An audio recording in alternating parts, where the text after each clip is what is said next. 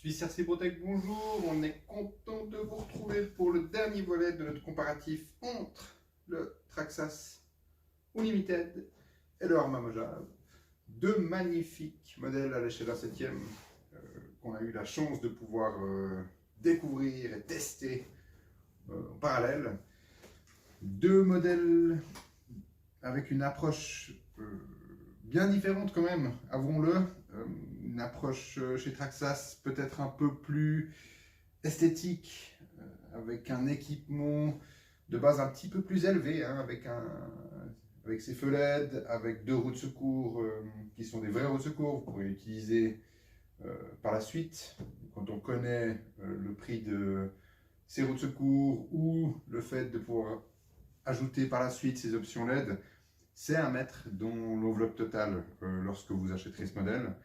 Le prix est certes un petit peu plus élevé, hein, environ 15% plus élevé que le Arrma, mais est peut-être justement un peu justifié par cet équipement inclus sorti de boîte.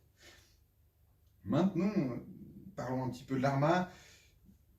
Comme une construction peut-être un petit peu plus conventionnelle, juste une toute petite chose avant de partir sur l'Arrma, excusez-moi. La suspension, la conception du Traxxas est tout simplement magnifique. La suspension fait un travail extraordinaire. On a vraiment été impressionné par sa capacité à absorber les irrégularités du terrain et ainsi de suite. Ça, c'est vraiment quelque chose qui nous a vraiment beaucoup plu. Je mets juste quand même dans toutes ces informations le fait qu'on a roulé par les températures qui étaient de 0 degré, voire négatives. Donc, bien sûr, l'hydraulique inclus d'origine a fait le travail dans ces températures-là. Je n'ai pas de recul pour l'instant pour vous dire comment ça se serait passé ou les ressentis qu'on aurait eu avec des températures beaucoup plus élevées. Maintenant, oui, on peut passer chez Arrma. Un modèle, comme je vous le disais, de conception un petit peu plus conventionnelle, quelque chose qu'on a un petit peu plus l'habitude de voir, on va dire ça comme ça. Je dénigre pas du tout le produit, attention, hein, parce qu'on a de très belles pièces, on a des cordes amortisseurs en aluminium, on a des renforts en aluminium, on a des tourelles d'amortisseurs en aluminium. Toutes ces pièces sont très belles. On a une électronique Spectrum avec un servo de direction d'un peu plus de 19 kg sous 7,4 volts.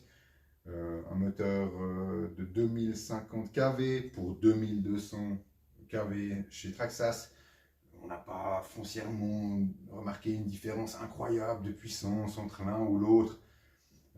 À savoir, juste pour situer quand même un peu nos tests, pour que vous appreniez à nous connaître, notre but est vraiment de vous présenter les modèles 100% d'origine, sortis de boîte, sans aucune modification, avec l'équipement préconisé par les différents constructeurs, à savoir deux batteries 3S, donc pour du 6S au total pour la Traxxas, deux batteries 3S Spectrum pour l'Arrma. Ceci pour vraiment, voilà, nous ce qu'on veut c'est savoir, ok, le constructeur dit c'est comme ça que ça doit fonctionner, on veut voir si réellement ça fait le travail. Sachez-le, dans les deux voitures, pour nous, le produit c'est un produit abouti, c'est un produit qui fonctionne.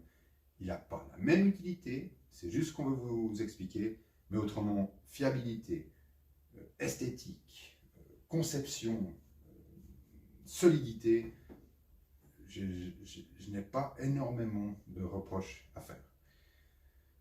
Peut-être une chose assez importante quand même à mes yeux pour la relever, on a parlé du servo Spectrum sur l'Arrma, un peu plus de 19 kg, comme je vous le disais.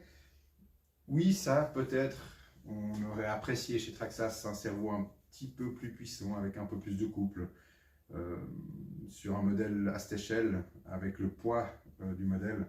On sent en effet que ça peut laisser un petit peu sur sa fin, on va dire, on reste un peu sur notre fin, disons ça comme ça, parce qu'on aurait aimé un tout petit peu plus de punch. Voilà, alors vous avez vu sur nos vidéos précédentes, on a utilisé ces modèles dans des conditions hivernales. ultra glissante, très peu de grippe, sur des routes verglacées, sur des bas de piste de ski avec de la neige tassée. Sur ce genre de terrain, on aurait tendance à mettre le Traxxas un petit peu devant Arrma. Certainement parce qu'il a en effet ce fameux TSM aussi, c'est aussi à mettre dans le package global, ce fameux TSM de base. La fonction de ce TSM, vous la connaissez certainement, c'est un peu cette assistance à la conduite qui va vous corriger et vous assister dans vos trajectoires et ainsi de suite.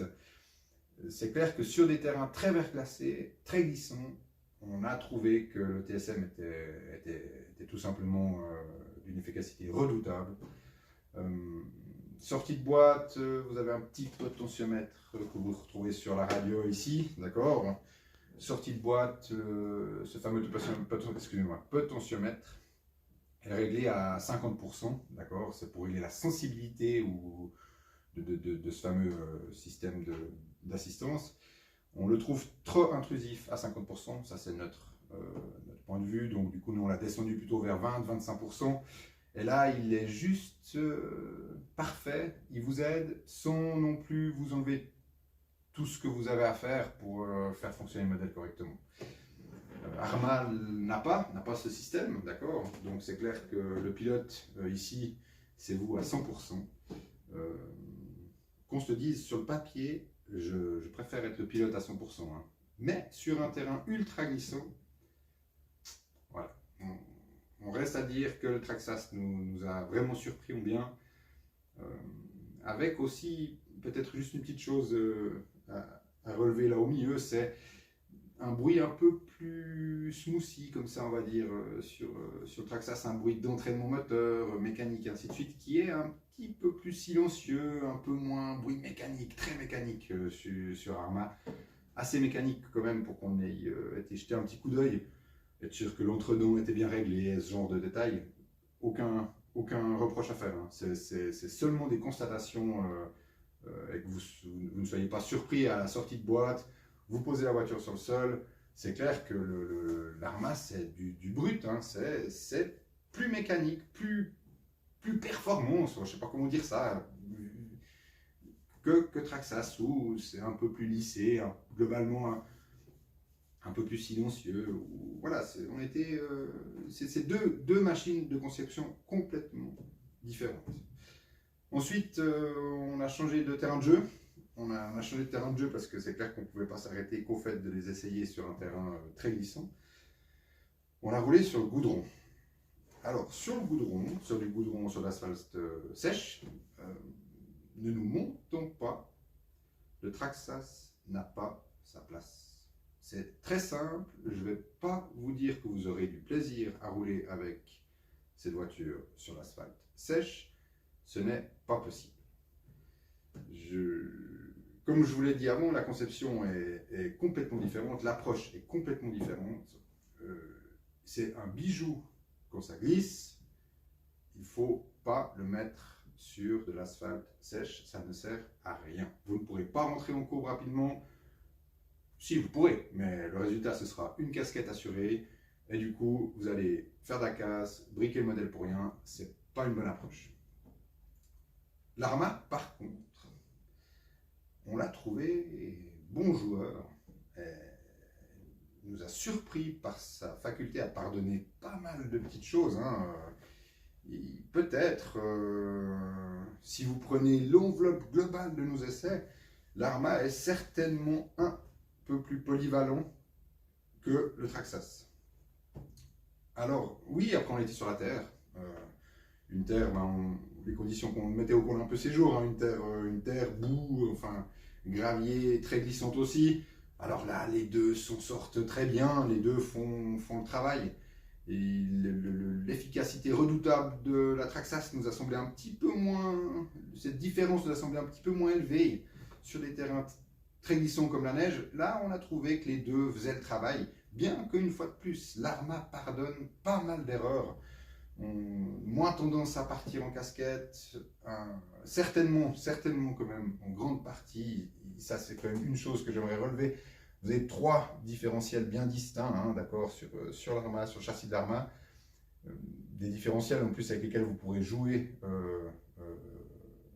au niveau de la fluidité de l'huile pour ceux qui veulent faire évoluer un peu leur modèle selon les terrains où vous roulez. Chez Traxxas, c'est vite vu, c'est clair, on a un différentiel avant, c'est très bien, mais derrière, c'est un différentiel rigide, donc c'est un accouplement à 100%. Cet accouplement à 100%, dès le moment où vous avez beaucoup de grippe, on roule, fait que le châssis, on roule énormément la courbe et à défaut va finir par partir en casquette. Hein. C'est malheureusement un petit peu le constat qu'on a eu. Maintenant, voilà, nous, le but de notre vidéo, c'est pas de dénigrer ni un ni l'autre, parce que franchement, on voudrait surtout pas le faire, dans le sens où les deux nous ont apporté énormément de plaisir, mais par contre, au moins que vous ayez une idée. Voilà, si vous avez, quel terrain de jeu avez-vous? Qu'est-ce que vous voulez faire avec votre modèle?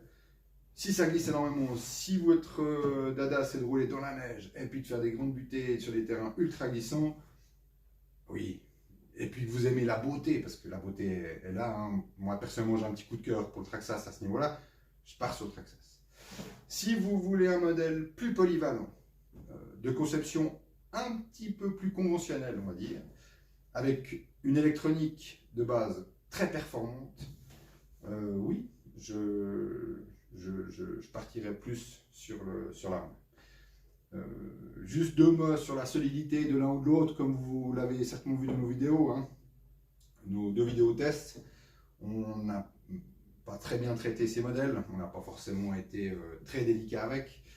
Ça fait malheureusement pour nous aussi un peu partie du jeu de vous montrer que c'est solide, parce que réellement parlant, oui, on a 2-3 petites pièces plastiques, le pare-choc avant, ainsi de suite, qui ont fini par casser, à savoir que ces plastiques étaient, une fois de plus, à des températures extérieures très très froides, ce qui le rend encore plus cassant.